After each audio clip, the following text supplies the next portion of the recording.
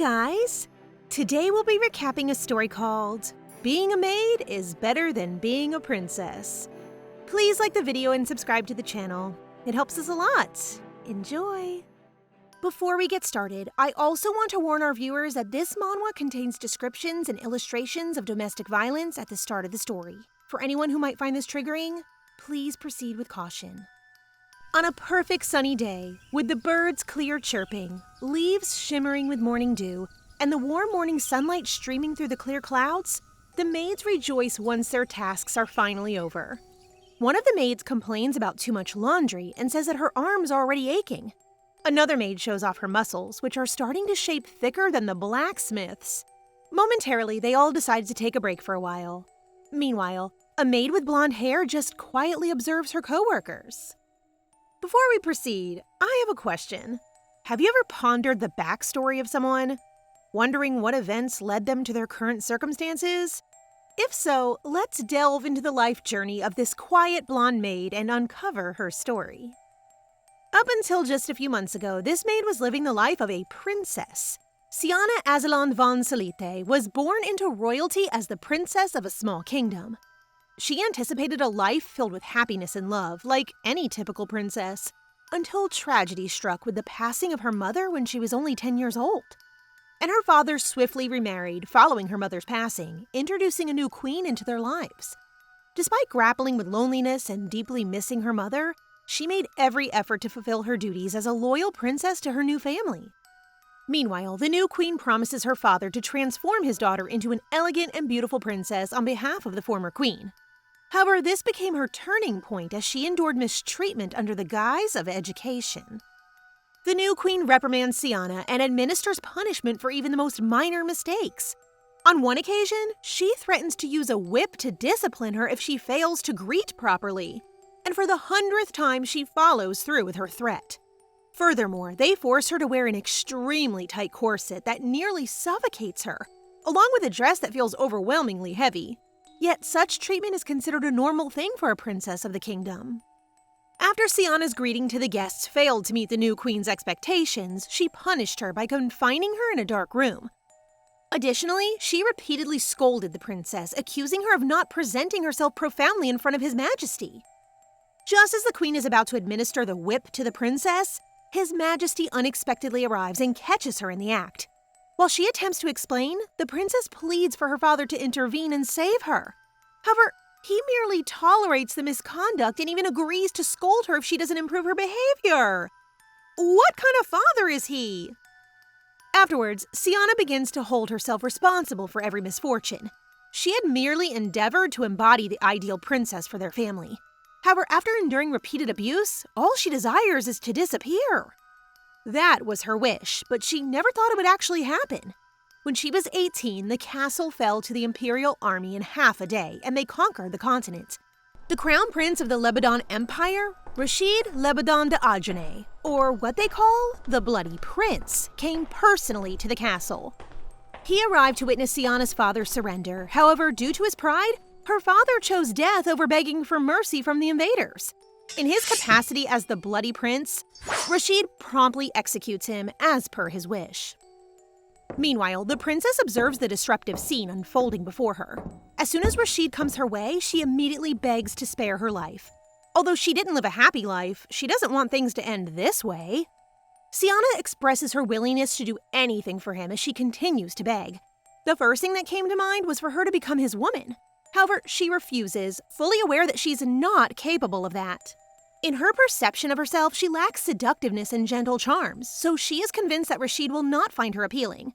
Nonetheless, she possesses good health and skills in embroidery and crafting fragrant tea. Hence, she firmly believes that serving as a maid would be a better fit for her. Cianna instantly regrets everything she said earlier. Eventually, he permits her to work as a maid in the Imperial palace. Soon after, he commands Sol, his right-hand man, to untie her. Gratefully, she expresses her appreciation to the crown prince for saving her. Finally, she finds solace in having survived this hell, feeling indebted to him for the rest of her life. And that is the story of how Cianna became a trainee maid for the Empire, from the princess of one nation to a maid in another one. Indeed, it is a completely different world from back when she was a princess. For her, being a maid is much more fun and comfortable. She can live like this for the rest of her life and she wouldn't complain. Just when she's happily doing her tasks, Jeannie, an apprentice maid, interrupts her. She tends to be a hostile individual, frequently instigating conflict with her. Even when Cianna is just quietly doing her own thing, Jeannie consistently finds fault with her. Fortunately, just before the situation escalates further, Choo-Choo, another apprentice maid, arrives. She reprimands Jeannie for trying to start a fight with Cianna and warns her of potential consequences, even threatening to report her behavior to the senior maids. With that, she walks away along with her allies. After that, Choo-Choo advises Cianna to fight back and not just take their hits. Those other maids are probably bothering her more because she's quiet. However, she doesn't seem bothered by it. For the former princess who was abused by the queen all her life while growing up, such grumpiness was nothing for her. Moreover, considering that girl's family, it's not easy to go against her. Personally, I wouldn't let that slide. Since Jeannie is the daughter of a great merchant who is recognized in the Empire, it's no surprise that she'll be an official maid no matter what she does. The other maids even follow her around just because they want to get something out of it. A kid like her who fails to perform her duties adequately can advance simply by relying on others to support her. If this is indeed the reality, then the world is truly in a sorry state. Choo-Choo, who is an apprentice maid just like the others, is expected to be a promising talent among the maids, especially because of her size and strength. Meanwhile, Cianna doesn't have any kind of backup. She can't guarantee that she'll become an official maid. On another note, there must be someone who will help her, given that she's a foreigner who came to the Imperial Palace as a trainee maid. The crown prince of this empire, Rashid, is the first person that comes to her mind. Which reminds her that maybe he saved her previously out of pity or amusement, so it likely holds no significance. With that in mind, she dismisses the thought of his assistance. Essentially, there's no one she can depend on. On the other hand, Rashid asks Sol about Cianna's current state. They know each other pretty well since they grew up together when they were still young. He proceeds to share all the details he has gathered about her and her well-being in the palace. Shortly, he can't help but notice his evident concern for her, prompting him to ask about it. Rashid explains that he simply feels remorseful for killing her family and destroying their country. Nonetheless, Sol remains skeptical. He knows his weaknesses, particularly towards girls like Cianna. Petite, big-eyed, and seemingly harmless. So that means Cianna is his type. He expresses his desire for Cianna to become an official maid and be assigned to a favorable position. From this, Sol infers that he's requesting him to watch over her. However, he explains that she's still a trainee and hasn't proven her abilities yet, so she can't be promoted. Well, that's correct. Rashid proceeds to propose a solution, suggesting evaluating her capabilities to determine if she has the potential to become an official maid. While the maids are eating in the palace, Cianna feels happy because she can eat however she wants without any worry. Shortly, Jeannie comes by just to bully her for no reason. However, she receives no reaction from her, which upsets her even more. I feel like she's not getting the attention she deserves, you know? Momentarily, the head maid of apprentices arrives. She instantly figures out that the girls have been fighting. Luckily, she doesn't pay it much mind as long as their quarrel doesn't lead to any trouble for her. Aside from that, she announces the sudden notice from the higher-ups. There will be a tea party in a few days, and they want the apprentice maids to greet the guests when they walk in. Moreover, she explains that when serving people, strict etiquette rules must be followed, and mistakes shouldn't be made. This is usually a role that the best apprentice maids get. With that, everyone starts to get excited. However, as soon as they learn that the guests are the individuals responsible for growing the fruit supplied to the Imperial Palace, their expressions change. Actually, the tea party serves as an appreciation for these individuals, acknowledging and commending their hard work. Until the event takes place, training will be held. Later on, the maids openly express their disappointment. Admittedly, they are reluctant to serve these individuals because, in their eyes, they're just ordinary people. The next morning, they start their training, led by the head maid of apprentices. She is quite strict, which is normal given that they are representing the royal family's name. Choo-Choo seems to be the most excited among everyone. She is determined to do well, but unfortunately, passion and skills do not always go together. Despite doing her best, she keeps making mistakes when pouring tea. When Jeannie's turn comes, the head maid commends her for doing well. She then subtly boasts that she was taught by the town's most famous etiquette teacher before. For her, she wants to become a head maid and serve the empress, thus she is keen on showing off her skills. As an apprentice maid, the best of the best are chosen carefully. Back in Cianna's household, the minute they made a mistake, the queen will punish them right away. With this in mind, they serve tea with the utmost composure, aiming to avoid irritating the queen in any way. But compared to that, everyone around is too clumsy. As soon as it's her turn, she is motivated to do her best. In her mind, she doesn't want to stand out by doing something unnecessary. Everyone seems excited because they are going to greet the guests for the first time, but after the training in the mornings, they need to return to their assigned places and finish their tasks. At the end of the day, snacks are provided for the hungry apprentice maids. Momentarily, Cianna notices something off. She checks up on Choo-Choo since she seems to be quiet today, which is unusual. Perhaps it's because she got scolded the most during the tea lesson today, leaving her feeling dispirited. It's the first time she's encountered such difficulty with something. This might just be her very first taste of a real struggle. Although it's upsetting for Choo-Choo, it is true that she's never experienced drinking tea and the like. Also, she doesn't have the ability to be good at something after only learning it for a while. While Cianna is listening, she realizes that the only person who stands beside her is Choo-Choo, who's also a maid like her. With that, she offers to give her special training. Essentially, they are going to practice every day during break. By doing so, she will definitely improve her skills. Upon hearing this, she becomes hyped. Since then, they plan to do their special training every night. After dinner in the maid's kitchen, Cianna teaches Choo-Choo the proper process of making tea and pouring it. Although the process itself is not hard to learn, it takes a lot of practice to master it. And so they persist in practicing diligently. Gradually, her progress becomes apparent as she executes the steps flawlessly this time. In response, Cianna praises her for her remarkable improvement. Choo-Choo expresses gratitude, acknowledging that her progress is owed to Cianna's guidance. As they continue practicing together, their bond grows much stronger than it was before. Later on, they start talking about their personal lives. Choo-Choo came from a mine village in the east, and her father is a miner. However, he has to feed all his 13 kids, so he always works without any rest. Despite their lively and close-knit family, they struggle to make ends meet. Wanting to contribute, she applied to become a maid and found herself in the Imperial Palace. Additionally, becoming an official maid means earning a decent wage, so that's her goal. After sharing her story, she asks about Cianna's backstory as well. Given that she comes from abroad, she must have a more complicated situation than hers. Before saying anything, she carefully thinks things through, contemplating whether to tell the truth or not. However, if she says that she's a former princess, it might make things more complicated. In the end, she explains how the crown prince assigned her as a maid himself. Choo-Choo couldn't believe that she was able to meet the infamous bloody prince in person. Rumors say that his face is more beautiful than a sculpture. Indeed, the rumors are true. His features are unrealistically beautiful. However, contrary to his outward appearance, he is very cruel. Cianna is on the verge of revealing that he was responsible for the deaths of her entire family. Eventually, she decides to tell her the truth. Since that day, Choo-Choo's actions towards her have completely changed, in a good way. Her resentment towards the crown prince is quite obvious. Although she feels quite guilty for making her hate him, it's a nice feeling to have someone by her side. Aw, their friendship is so cute. If the crown prince is truly a bad person, then he must hear curses a lot of times on a daily basis. Speaking of which, while Sol hands him a letter from Baroness Appleton, Rashid's ears feel itchy all of a sudden. There's a superstition in the Empire that if one's ears are itchy, someone is talking behind their back. If that's the case, then his ears will be burning up non-stop, like all year long. Going back to Appleton, Sol figures out that Rashid is trying to test Cianna with the apple, which seems like his favorite. Coincidentally, Baroness Appleton is happy to attend the tea party that will be held the next day.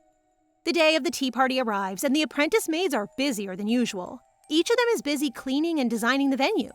Momentarily, some of the maids hear about Baroness Appleton being one of the guests. With that, they seem to get excited to impress the noble more. Jeannie shows up looking beautiful with makeup on, ready to make an impression. Meanwhile, Choo-Choo feels a bit envious and wants to look pretty. Cianna then assures her, certain that both of them will do great. When the front gates open and the guests enter, the maids welcome them with greetings. The lady workers seem to be in awe after witnessing the beautiful Imperial Palace. When the greetings are over, the maids escort their guests to their tables. However, Jeannie, who is waiting for Baroness Appleton, refuses to serve the other guests. The tea party begins only when all guests arrive. Shortly after, the protagonist, whom everyone was waiting for, finally arrives. Instantaneously, Jeannie greets her with enthusiasm as she guides her to her designated table. Oh, wow! The Baroness appears to be more elegant than expected! All of a sudden, Cianna notices the maid's whispering. An old woman who seems to be the last guest arrives. Unlike the others, she's the only one who willingly greets her. She then escorts the old woman to her designated table. Now that all the guests are seated, the tea party finally begins. The guests are all in awe to be able to attend such an event. It's truly such an honor for them to be invited. Later on, the dessert is served. It's a famous chocolate made from cacao from Cianna. Upon tasting it, they are all astonished by its sweet and distinct flavor. Meanwhile, the old woman tries to taste it. Cianna then watches her closely, waiting for a reaction. Will she enjoy it? After noticing that the old woman has some chocolate dirt on her face, Cianna comes to her and offers to clean it. However, she seems embarrassed as she quickly turns her back away. Meanwhile, the other guests request some handkerchiefs. Admittedly, they momentarily lost composure due to the tasty chocolate they served. Now they start feeling embarrassed, particularly as they perceive themselves as mere country dwellers rather than noble ladies and princesses. For Cianna, all of them are precious guests in her eyes. She tells them to enjoy the party peacefully as she offers them tea from time to time. Upon taking a sip of the tea, they don't experience the excitement they felt with the chocolate. There's a saying that one must regularly indulge in fine things to appreciate them fully. With that in mind, Jeannie promptly approaches Baroness Appleton. Although she is the owner of the orchard, she has never visited the place even once. That's why the other guests don't recognize her. Indeed, she is beautiful in person. Cianna thinks if someone makes her mad, the tea party will turn into chaos.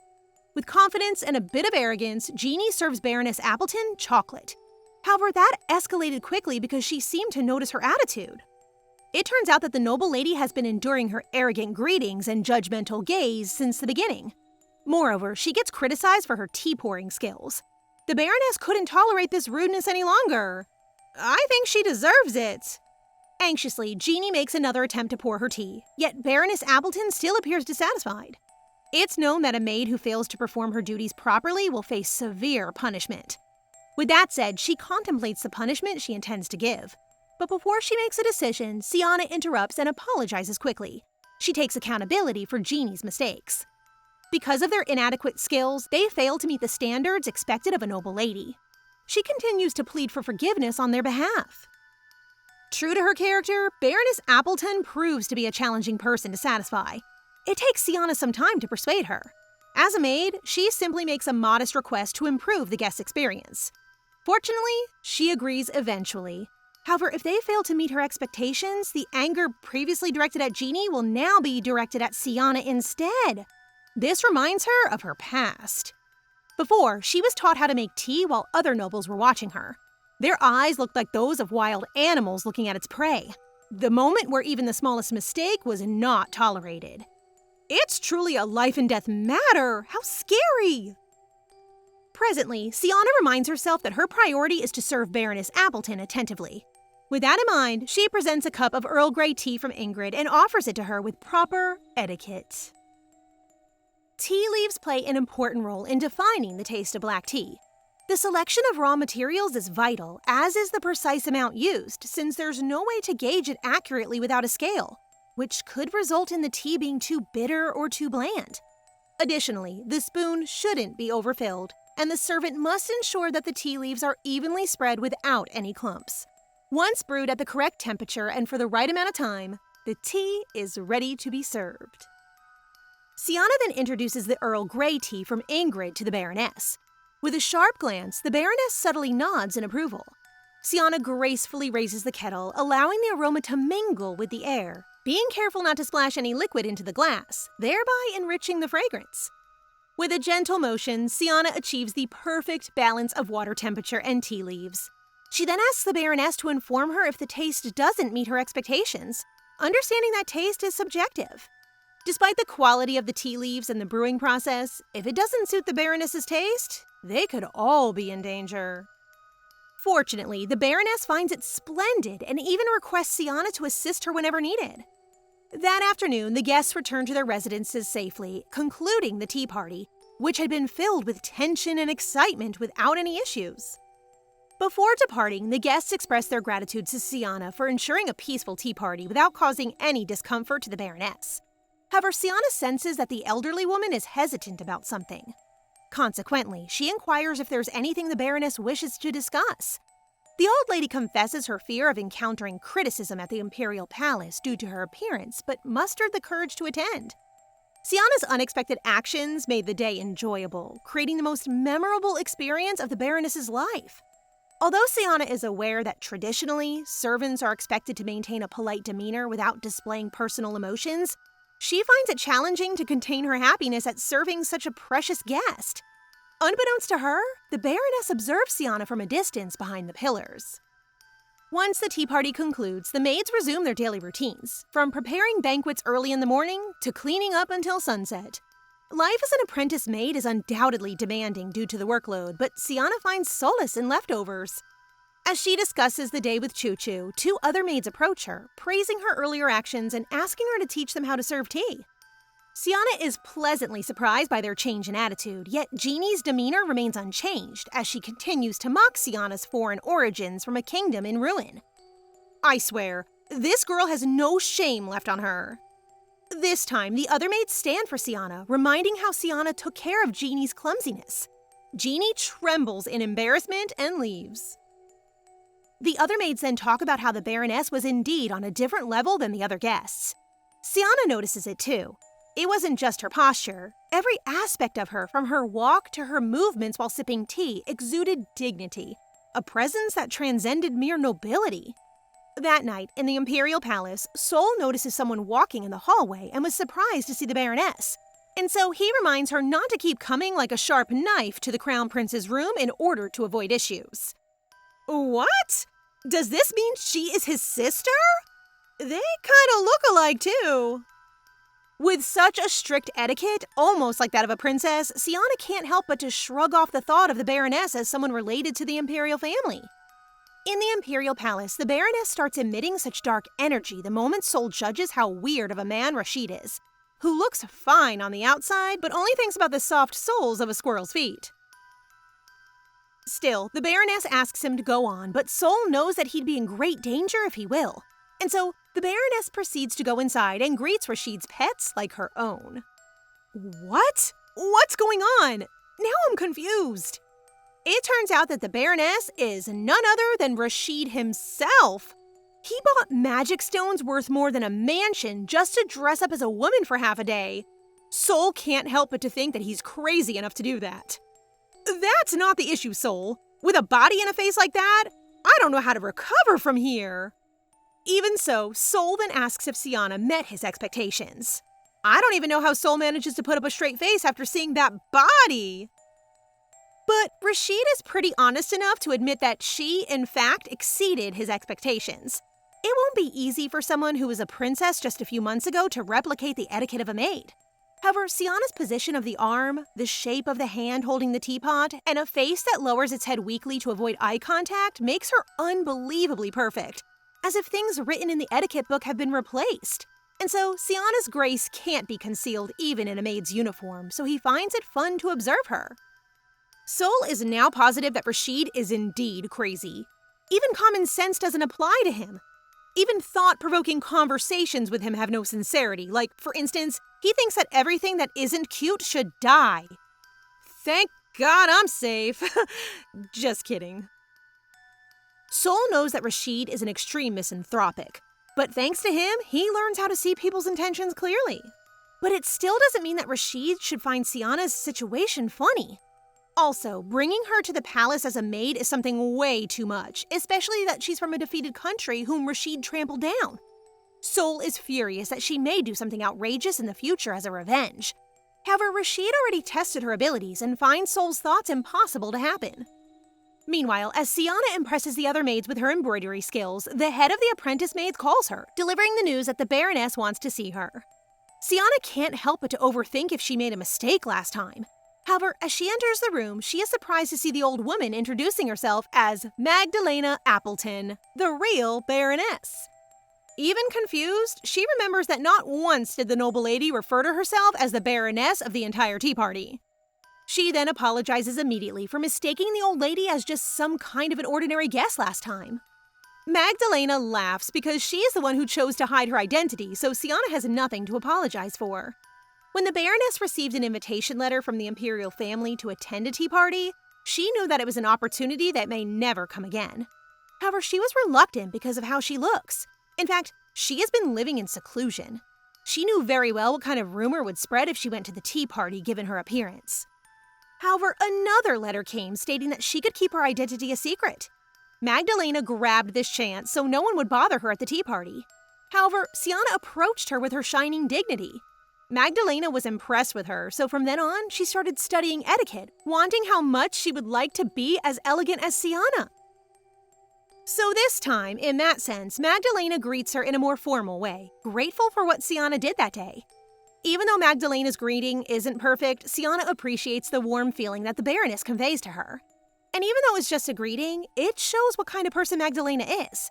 Cianna then realizes that Magdalena is a person who is loved and who has so much love to give. Oh, how nice it is to be loved and to be in love. After that, Cianna shares the apples to the other maids, who can only eat hard bread even if they work hard every day. As she takes a bite, she's impressed by how delicious it is. But she still can't shrug off the thought of the noble lady as a member of the Imperial family, given how she has the same silver hair and purple eyes as the crown prince.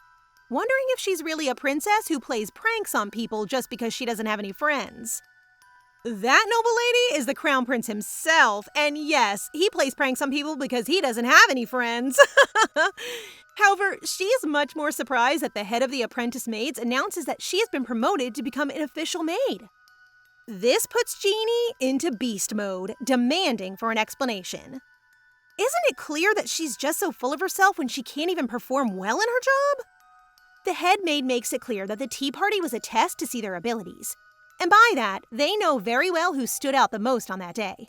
And so the head apprentice maid instructs Cianna to serve a princess named Aris by tomorrow in the Ruby Palace.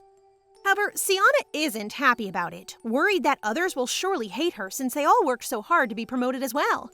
However, she's entirely wrong about it. Everyone congratulates her and are simply happy for everything she's done. Cianna forgot for a moment that these people are different from the ones she knew before. No, I'm so happy for her. She truly deserves the love she didn't receive from her parents. However, Jeannie is still bitter about it, but Choo-Choo puts her into her place so as not to speak any more nonsense. That's right. Go leave and tell your dad how incomparable you are to our lovely Cianna. That night, Choo-Choo enters Cianna's room, presenting her with a simple hairpin as a congratulatory gift for her promotion to official maid status. As Choo-Choo delicately places it in her hair, she offers words of encouragement, urging Cianna not to feel inferior in her new environment. Deeply touched, Cianna realizes that Choo-Choo purchased the hairpin with her own savings, prompting tears to well up in her eyes. She embraces Choo-Choo tightly, overwhelmed by her friend's kindness and the value she places on their friendship. Meanwhile, in another room, the head apprentice maid seeks confirmation regarding Princess Aris's maid. The other maid confirms her inability to endure the position any longer, asserting that undertaking petty tasks is much better than serving the princess. She goes on to declare that nobody within the Empire can endure serving Princess Aris.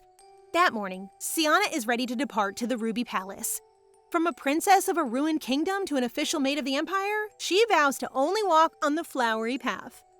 When conversing with the current maid of the princess, the maid reveals that the other maids ran away, and if she had a chance to do it, she would as well a long time ago. Cianna asks if the princess is very picky, but the maid says that it's not because the princess is picky, but because the princess is the most vicious devil in the Empire. I hope she's not as evil as Cianna's parents. She's been through a lot. A long time ago, the Emperor fell in love at first sight with a dancer named Rosemary, and gave her a small palace with a small garden connected to it as a dowry, which is the Ruby Palace. Their daughter, the 7th princess of the Empire, lives there. As soon as they enter the palace, she can sense how gloomy and messed up the halls are. The other maid knocks on the door, calling the princess to introduce Cianna to her. Before entering, Cianna is aware of the kind of treatment that's given to the princess, probably because she's a child mixed with low blood. To be able to grow up pretty and strong in such an environment is something that only happens in fairy tales. As soon as the door opens, the other maid faints at the sight of a spider in front of her. Excuse me? Are you telling me that this messy-looking kid is a princess? She looks like a girl living on the streets. The princess then asks Cianna why she has no reactions. Cianna apologizes, and after taking a deep breath, she screams in horror, and right after, she asks if she can now introduce herself. You know what, guys? I didn't know Cianna has a funny side either. The princess is surprised as to Cianna's reaction. She knows that it was just scripted and that she isn't really scared of her pranks. And so the princess asks her to leave because she's no fun and that she doesn't want any maids. As the door closes, the maid expresses her gratitude to Cianna for freeing her. It turns out that she has always wanted to get out of this horrible place, but as there was no other maid besides her, she couldn't. And so she expresses her gratitude for letting her escape now. Cianna is quite confused. At least she should tell her how to take care of things before leaving, right? The maid assures her that there's nothing much and that her priority is just to take care of the princess since they're the only ones around in the palace. And with that, the maid leaves. I feel bad for the princess. Imagine how big that castle is, yet she feels all alone all the time. Maybe that's the reason why she pulls pranks in order to gain some attention. Cianna, on the other hand, is losing her mind. First, there's no co-worker. Second, the princess hates her and there's no clarity on what work she should do. However, she is determined to do what she must do. And to start off, she needs to do a lot of cleaning. But given how big the palace is, she should at least clean what she can for now. And of course, the result is rewarding. However, the princess tells her that she's just doing useless things. Cianna turns around and asks if she wants anything, even calling her a princess. The princess clasps her dirty dress, surprised by how she's being treated like a real princess. No one has ever done that to her. And so to guard her emotions, she tells Cianna not to act all nice because in the end, she's going to leave her once she sees a chance to. Cianna doesn't know how come the child knows what was happening around her with the other maids. A little flashback. In the Imperial Palace, Sol asks Rashid why he put Cianna in the Ruby Palace. But it was a better decision than letting her serve him, so before he changed his mind, Sol delivered the message to the head maid. As Sol leaves the door, Rashid was thinking of bringing Cianna into his palace, but Sol's not giving him any time to think. Reminiscing how Cianna laughed around the time she talked to Magdalena, he couldn't help but to blush at the thought of how cute she was. Also, the Ruby Palace is just nearby, so he hoped that he could meet her soon. I wonder if it's just because he loves everything that is cute or he has fallen in love with her at first sight. Well, no rush. At least he's not harming her, folks. Meanwhile, back in the Ruby Palace, Cianna asks the princess how she found out that she'll soon leave when it was supposed to be a secret. I really can't with Cianna. If the princess is crazy, then she's crazier. LOL. The princess herself is quite confused how direct Cianna can be. But Cianna makes it clear that it's natural for her to work at a place that pays better since she's a maid in the first place. Also, she assures the princess that as long as she's around, she will do her best to serve her. She's the princess's maid, after all. The princess stares at her for a moment, and in response, the princess impulsively kicks a pail away, questioning whether Cianna would still serve her despite her behavior. Despite the chaos, Cianna remains composed, affirming her dedication to serving the princess regardless. Resigned, the princess retreats to her room. However, Cianna soon enters with a breakfast comprising milk and vegetables. The princess expresses her dissatisfaction, craving snacks instead. Cianna gently explains the importance of consuming balanced meals for good health, cautioning against relying solely on snacks. The princess lifts her sleeve, showing her very thin and weak arms, and asks Cianna to stop the act because she claims to be growing up well so far for the age of 10. No! She's only 10, yet she's as skinny as the kids on the streets who only eat once a day! Cianna is aware that no matter how stubborn a child is, one can take proper care of her even if the child makes excuses for not being able to do it. The princess continues to insist that she's perfectly fine, but Cianna can't ignore the potential consequences of her poor eating habits. With determination, she reaches for the princess's arm, assuring her that she's not exaggerating and emphasizing the importance of maintaining good health for the future. Reluctantly, the princess agrees to eat her first meal before indulging in snacks, finding Cianna's behavior peculiar and unlike that of other servants. The following morning, as Cianna opens the windows and serves breakfast, the princess dismisses her. However, shortly after, she changes her tune and demands a proper breakfast. Cianna calmly explains that she consumed the cream bread and grilled chicken items on the menu. The princess is so frustrated as to why she ate those.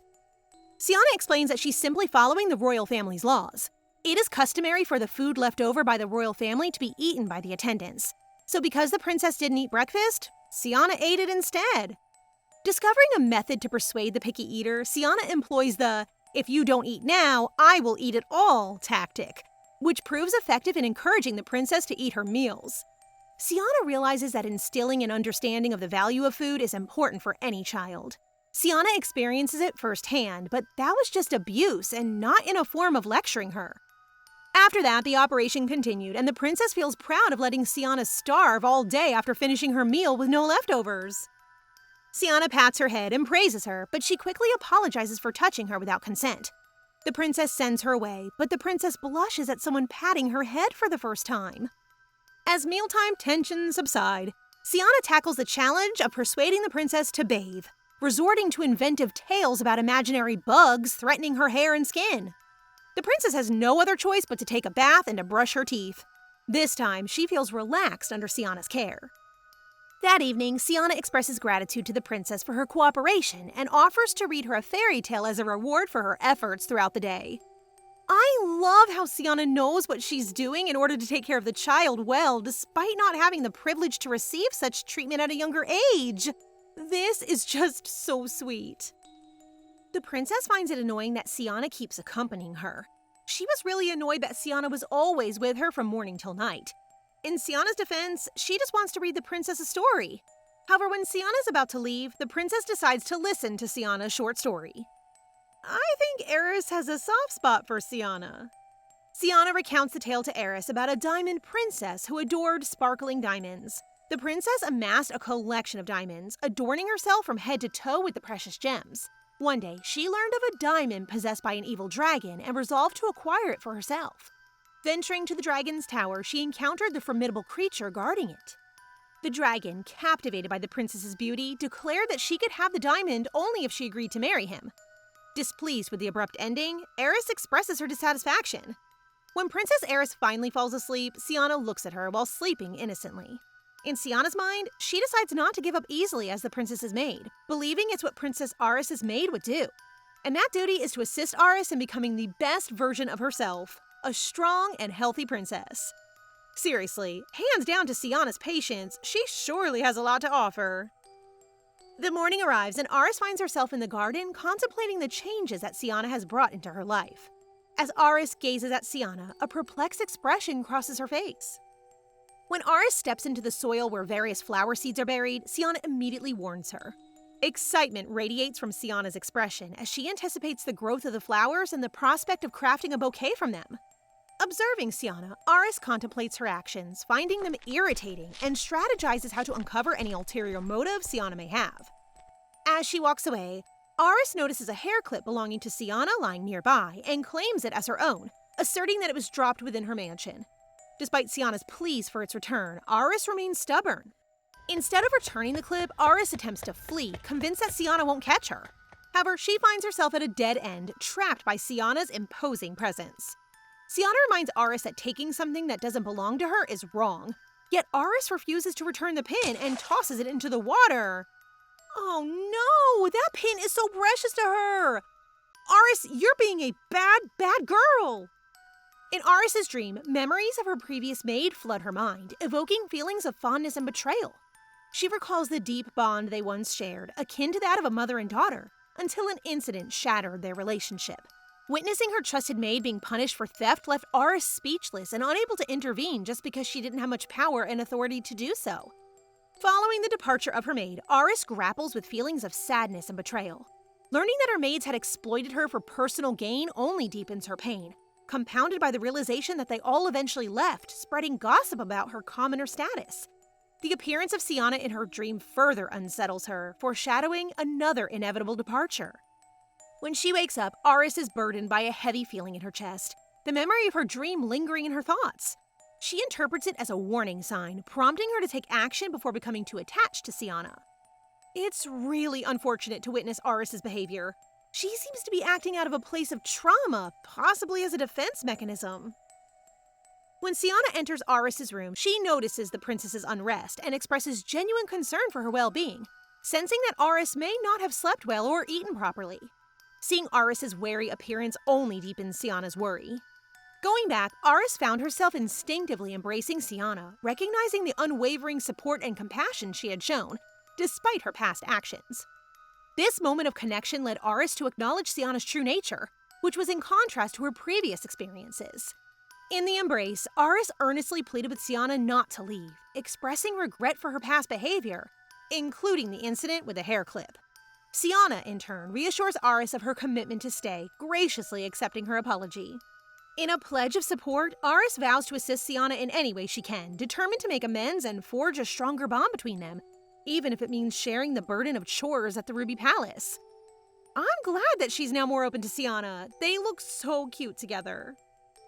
In this heartfelt moment, Cianna realizes she faces a stubborn and dishonest child, earnestly begging for her to stay.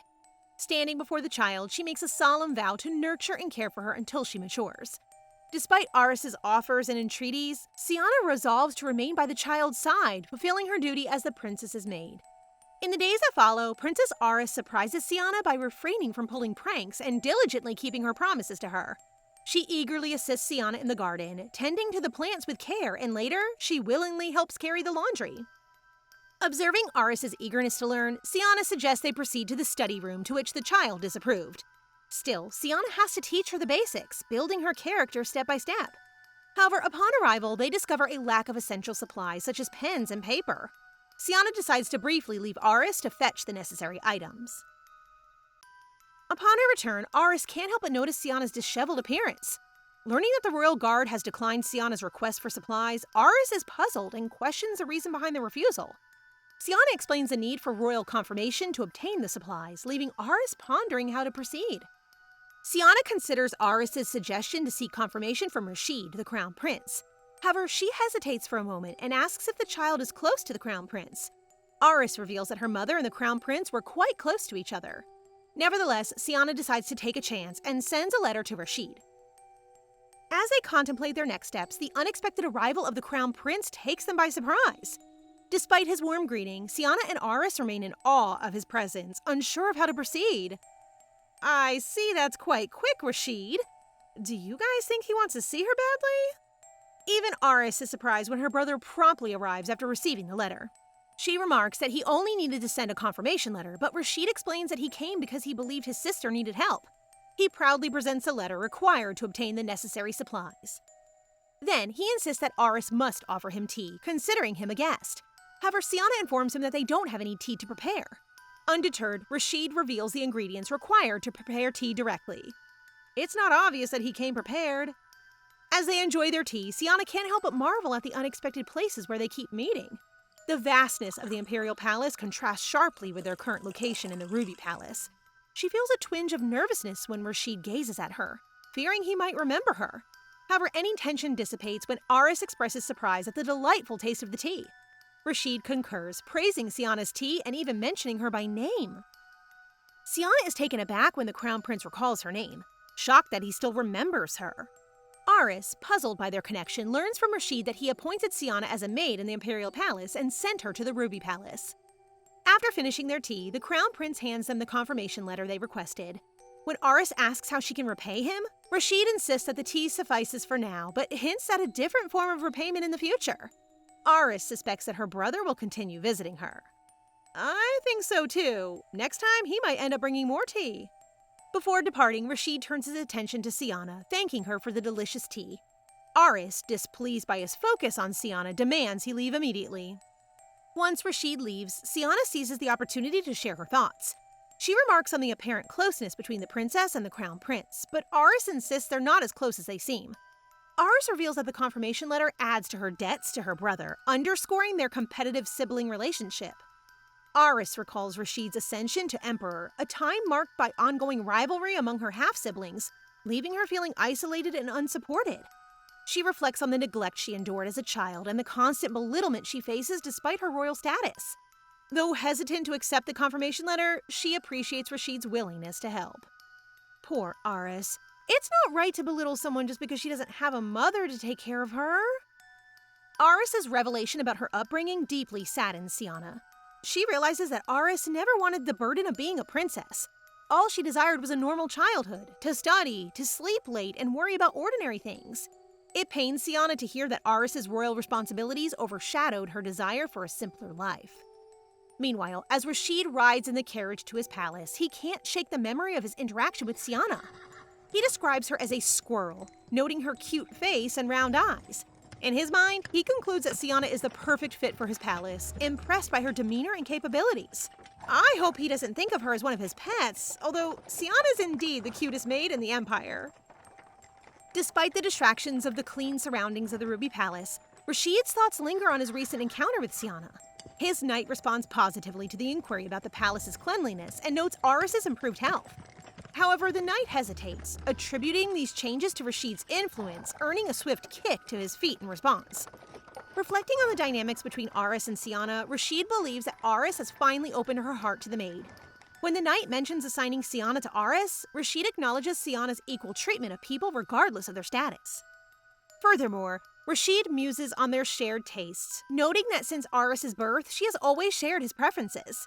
This connection reinforces Rashid's belief in the suitability of Cianna for the Ruby Palace, as her compatibility with Aris aligns with his own tastes and inclinations. Which is true because they really agree on almost everything, except for the way they talk to each other. After that, Cianna and Aris talk about when the Crown Prince will visit the Ruby Palace again. They wonder when he might return and what it could mean for them. Cianna's face lights up with joy when she reunites with Choo-Choo after a long time. They embrace tightly, as if they've been apart for years. Despite a time apart, they fall back into teasing each other like old friends. Choo-Choo then notices the missing hair clip she gave Cianna, lost when Aris threw it, but doesn't bring it up. Cianna recalls when the Crown Prince visited the Ruby Palace again, bringing cake to share along with Cianna's tea. As they sip their tea, Aris mentions that she's paid enough for a confirmation letter and demands her brother find Cianna's missing hair clip at the lake. Without hesitation, Rashid agrees to Aris's request. He summons 100 guards to drain the lake and search for the pin. Choo-Choo is surprised by the Crown Prince's actions, further suggesting how weird his actions were. It's not like he's dying to see her or anything, right? Hours later, Cianna struggled to carry a cart filled with school supplies, but to her surprise, the cart suddenly felt lighter. Rashid had quietly helped her with the cart. She quickly apologized for not being able to recognize him immediately and even made an excuse to leave, pretending that Aris might be looking for her. As they gossip about the Crown Prince's actions, Cianna confides in Choo-Choo that something seems off about him. Choo-Choo is concerned, but knows there's little she can do, as she's nearly an official maid. To her surprise, Aris arrives with a stern expression. She's annoyed that Cianna didn't return to the palace sooner and insists they go inside because she's hungry. Once inside, Aris's curiosity gets the better of her, and she asks about Choo-Choo. Cianna explains that Choo-Choo is also a maid and a friend who has helped her with heavy tasks before. Cianna apologizes for keeping Aris waiting, and Aris responds by saying that she needs plenty of food to be able to lift heavy objects. Aw, I think she's jealous that someone other than her is very close to Cianna too. To their surprise, the Crown Prince returns to the Ruby Palace for 5 consecutive days, each time bringing cake for them to share and enjoying tea made by Cianna. His kindness dazzles Cianna, who can hardly believe it. As they prepare to enter the room, they notice a girl in a black cape following them. However, the knight doesn't notice her presence right away, and the girl quickly hides behind the pillars inside the palace. Later, the girl in the cape kneels down and reports to someone that the prince visited the Ruby Palace again. This girl is Yvette Levewan de Prote, the 5th princess who is the same age as Aris but has a fiery temper. She mentions that Rashid brought a lot of snacks with him this time. Yvette is unable to contain her anger and frustration. She feels annoyed that Rashid is visiting Aris instead of her, despite her higher ranking. Verne Levaiswen de Aran, the 5th empress, suggests that Rashid's visits to Aris might be out of pity. Just as everything seems to be going well, someone lacking discipline from her mother enters the picture. Yvette's anger fuels a plan to embarrass Aris for what she sees as favoritism. She claims to be acting as a sister, personally teaching Aris a lesson. When Aris reads the invitation letter sent by Yvette for a tea party, she can't help but feel furious. When Cianna asks about her behavior, Aris explains that Yvette always insults her during tea parties. She mentions how Yvette mocks her clothing choices and even questions her status as a princess. I think Yvette might benefit from therapy because she doesn't seem to be in the right state of mind. Upon hearing Aris vent about Yvette, Cianna assures Aris that she doesn't have to worry. She promises to help Aris prepare for the tea party, emphasizing that her duty is to serve Aris. Cianna begins by teaching Aris the proper etiquette of drinking tea, considering it essential for surviving in the Imperial Palace. Patiently, she guides Aris until she masters the art of tea drinking. They enjoy their session until an unexpected guest arrives: the Crown Prince. As they sip their tea, the Crown Prince admires Aris's modesty, attributing it to Cianna's influence. Meanwhile, Cianna notices the Crown Prince's keen gaze and feels tempted to share something, but she hesitates, thinking Aris might not approve. After the etiquette lesson, Cianna presents the dress she prepared for Aris to wear. Aris is amazed by its beauty, a stunning blue dress that complements her perfectly. She asks Cianna how she created such a masterpiece, and Cianna reveals that she repaired and prepared it over many days specifically for Aris. Cianna seemed to have a knack for making everything beautiful. Aris then asks Cianna if she looks good in the dress, to which Cianna enthusiastically agrees. She even compares Aris to a mythical goddess. Aris is flattered by Cianna's words, attributing her beauty to her mother, Lady Rosemary. Aris looks like a collector's doll. The outfit really suits her perfectly. Upon arriving at Yvette's palace, Yvette can't help but laugh at the sight of Aris's carriage, imagining that she would arrive looking like a beggar. Are you sure about that, Yvette? Just wait until you see Aris. Our baby girl leveled up. When Aris arrives at the location of the tea party, Yvette's eyes can't believe what they see. She had expected Aris to appear like a beggar, but she is proven wrong. As the tea ceremony commences, Aris greets Yvette with a beaming smile, while Cianna quietly reminds her not to lose her composure. Yvette, taken aback by Aris's transformed appearance, struggles to believe her eyes. Ha! She did not only meet your expectations, but also exceeded them. As they sip their tea, Aris compliments its flavor, impressing Yvette. She can't reconcile Aris's newfound etiquette with her previous uncouth demeanor. Recalling past tea parties where Aris appeared less refined, Yvette grows increasingly suspicious of Cianna's influence on her sister's transformation. When Yvette's teacup empties, she asks Aris to refill it, observing her with skepticism. Aris executes the task flawlessly, resembling a devoted maid serving her queen. However, Yvette can't accept this change and seeks an opportunity to insult Aris, hoping to undermine her newfound grace. In a calculated move, Yvette intentionally spills Aris's tea, then proceeds to berate her. Aris is taken aback by her sister's unwarranted aggression, defends herself, refusing to accept blame for Yvette's actions. Yvette's irrational behavior escalates, and she threatens to strike Aris, prompting Cianna to intervene. Cianna firmly reminds Yvette of her limitations and asserts that she has no authority to punish Aris without the royal family's consent. Yvette's anger intensifies, and she lashes out at Cianna, further revealing her unstable disposition. Seriously, what's the problem with this kid? As Yvette's hand moves to strike Cianna, a maid intervenes, delivering the blow instead and causing Cianna to tumble to the ground.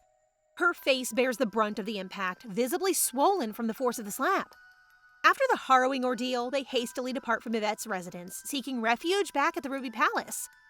Aris, deeply troubled by Cianna's injury, attempts to tend to her wound, albeit with uncertainty. Recognizing Aris's lack of knowledge in treating injuries, Cianna takes it upon herself to educate her on basic first aid. Aris, still reeling from the events of the day, finds solace in Cianna's comforting presence. When Cianna offers the opportunity for revenge against Yvette, Aris readily accepts, embracing Cianna tightly in agreement. I hope they pay for what they've done to you. You deserve justice, Aris. So guys, what do you think of this story so far? Please subscribe and turn on notifications for updates on this and all our other stories, so you can be the first to find out when they're out. Thank you so much for your support. See you in the next one!